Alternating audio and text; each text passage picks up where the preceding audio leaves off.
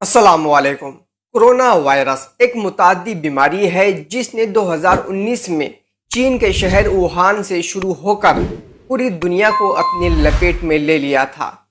اس virus کی وجہ سے ہونے والی بیماری کو کووڈ-19 کہا جاتا ہے۔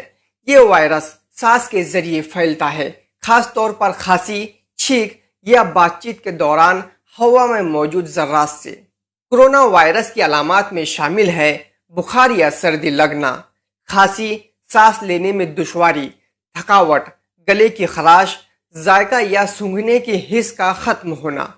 کچھ لوگوں میں علامات ہلکی ہوتی ہے جبکہ بعض افراد کے لیے یہ جان لیوا بھی ثابت ہوتی ہے۔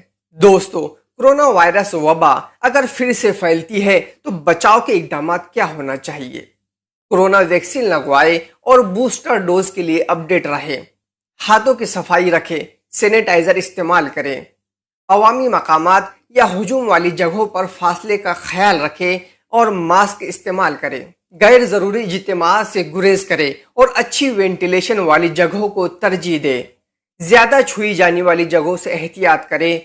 اگر بخار، کھانسی یا سانس لینے میں دشواری ہو تو فوراً ڈاکٹر سے رجوع کریں اور خود کو الگ کر لیں۔ متوازن خوراک، ورزش اور اچھی نیند سے قوت مدافعت مضبوط کریں۔ معزز سامعین، کورونا وائرس کی وبا نے انسانیت کو صحت، معیشت اور سماجی زندگی کے حوالے سے نئے سبق سکھائے ہیں۔ اس نے سائنس، تعاون اور لچک کی اہمیت کو اجاگر کیا ہے۔ اگرچہ ویکسینز نے وبا پر قابو پانے میں مدد کی، لیکن احتیاط اور صحت کے اصولوں پر عمل جاری رکھنا ضروری ہے تاکہ مستقبل میں اس طرح کے بحرانوں سے بچا جا سکے۔